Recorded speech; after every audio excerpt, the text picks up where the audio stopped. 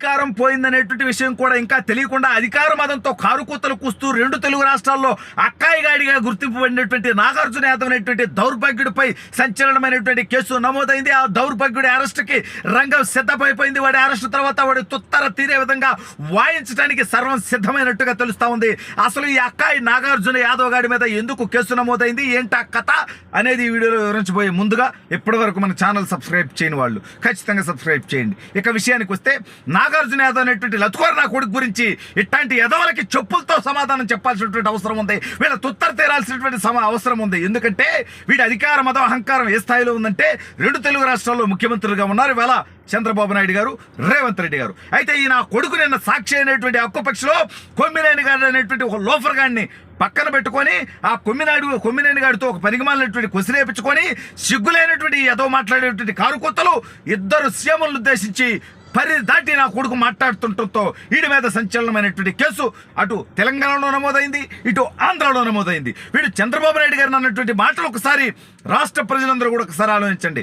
చంద్రబాబు నాయుడిని ఒకసారి వెంకటేశ్వర స్వామి వదిలిపెట్టాడు, ఈసారి చంద్రబాబు నాయుడిని వదిలిపెట్టడు అని. అంటే ఈ నా కొడుకు ఏమంటారంటే చంద్రబాబు నాయుడు గారిని చంపివేస్తాము అని. ఏరా నా కొడకల్లారా, అధికారం పోతే నెల రోజులు కూడా గడపలేకపోతా ఉన్నారా మీరు? ఇన్నాళ్ళు మీ అరాచకాలు చేశారు కాబట్టి ఇంకా మీ ప్రభుత్వం ఉందనుకొని అక్రమ కేసులు పెట్టడమో దాడులు చేయటమో చంపివేయటం అనేటువంటి సంస్కృతి. నా కొడకల్లారా, చంద్రబాబు నాయుడు గారంటే మీరేమన్నా మీ ఇంట్లో మీ బాబాయిని వేసుకోవడం అనుకుంటున్నారా? నాకు అర్థం కావట్లా. ఎంత సిగ్గుమాలిన మాట్లాడుతున్నావురా? అంటే వెంకటేశ్వర స్వామి వదిలిపెట్టడు అంటే రే నా కొడకల్లారా, తిరుమలని భ్రష్టు పట్టించి ఈ రాష్ట్రంలో ప్రజల్ని హింసించినటువంటి మిమ్మల్ని మరి ఏ దేవుడు వదిలిపెట్టాలరా? దేవుడు కదరా.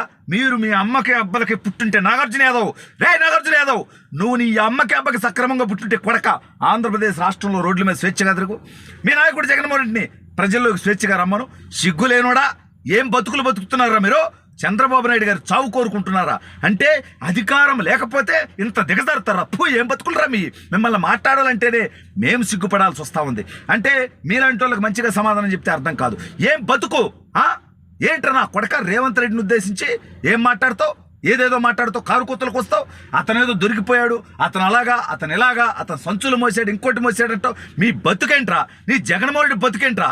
2004 నాటికి ఆస్తులు అమ్ముకునేటువంటి బతుకులో ఉన్నటువంటి జగన్మోహన్ రెడ్డి కేవలం 5 సంవత్సరాల కాలంలో 67 సొంత కంపెనీలు పెడతాడ్రా. ఎట్లా పెట్టాడ్రా? వాళ్ళు ఉన్నటువంటి వ్యాపారస్తుడు మరి గత 15 ఏళ్ళుగా ఏమైపోయాడ్రా? మళ్ళీ ఈ మధ్యకాలంలో వాడి వ్యాపారాలు చేయలేకపోతున్నాడే, వాడు లక్షలాది కోట్లు వేలాది కోట్లు సంపాదించలేకపోతున్నాడే. ఎక్కడికి పోయింది వాడి వ్యాపార దక్షత? అధికారంలో ఉంటే ఈ రాష్ట్రంలో మద్యం మాఫియా, ఇసుక మాఫియా, భూ మాఫియా, గంజాయి మాఫియా, డ్రగ్స్ మాఫియా, ఎర్రచందనం మాఫియా. నా కొడకల్లరా, మీరు చేయనటువంటి అరాచకాలు ఏమన్నా ఈ రాష్ట్రంలో మిగిలినాయంట నాకు అర్థం కావట్లా. సిగ్గులేనోడా? అంటే నీకు మీ నాయకుడు దౌర్భాగ్యంగా ఓడిపోయి ప్రజలు 11 సీట్లు వచ్చినా సిగ్గు రాకుండా ఇంకా మీరు మేలుకోకుండా ప్రజల్ని ఒప్పించి మెప్పించి ప్రజా సమస్యలు ఏమన్నా ఉంటే ప్రభుత్వం దృష్టికి తీసుకొద్దామనేటువంటి ఆలోచన గాలి కుదిలేసి ఇక్కడ చంద్రబాబు నాయుడు రావాలి, అక్కడ రేవంత్ రెడ్డి పోవాలి. ఈ రెండూ మీకు కావాలి. నా కొడకల్లరా, ఏం కోరికలరా ఇవి? సిగ్గులేనటువంటి కోరికలు కాదు ఇవి. ఎందుకు ఇట్లాంటి బతుకులు బతికేది? జగన్మోహన్ రెడ్డి అనేటువంటి దౌర్భాగ్యుడిని నమ్ముకున్నటువంటి వాళ్ళ బతుకులు ఏమవుతామన్నా ఇవాళ ఒక్కొక్కడు జైలు పాలవుతున్నాడు. ఒక్కొక్కడు వందలాది వేలాది కోట్ల రూపాయలు అక్రమంగా సంపాదించి ప్రజల్ని హింసించి వేధించి వ్యవస్థల్ని నిర్వీర్యం చేసి ఇవాళ తిరుమల కొండను అపవిత్రం చేసినటువంటి దౌర్భాగ్యుడు ధర్మారెడ్డి గారు బతికేంటి? వాడి మీద ఇవాళ కేసు. వాడు బెవరేజెస్ కార్పొరేషన్ ప్రజల్ని విషపూరిత మద్యంతో చంపినటువంటి దౌర్భాగ్యుడు వాసుదేవరెడ్డి గారు, వాడి మీద ఇవాళ కేసు. అంటే మీరు తప్పుడు పనులు చేసిన కొడకల్లారా.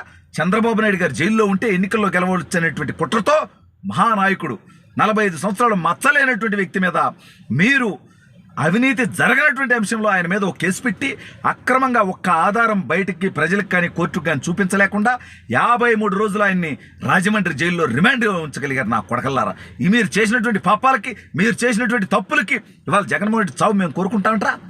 ఎందుకురా? వాడు బతికే వాడికి 11 సీట్లు వచ్చేవాళ్ళ, రేపు ఒక్కటి కూడా రాదు. వాడిని రాజకీయంగా వాడు చేసిన తప్పులు ప్రజల్లోకి తీసుకెళ్ళి వాడిని రాజకీయంగా చెప్పు దెబ్బ కొట్టించి రాజకీయంగా జగన్మోహన్ రెడ్డి అంతం మేము కోరుకుంటాం తప్ప అది కూడా ఈ రాష్ట్రం కోసమే, ప్రతిపక్షంగా ఉండకూడదని మేము కోరుకోం. కానీ జగన్మోహన్ రెడ్డి లాంటి నికృష్టుడు, సైకోగాడు, దౌర్భాగ్యుడు, విషప్రచారాలు చేసేవాడు 35 మంది కమ్మవాళ్ళు డీఎస్పీలుగా చంద్రబాబు నాయుడు గారు అవకాశం ఇచ్చారని అబద్ధాలు చెప్పిన నా కొడుకు ఏం చేశాడు?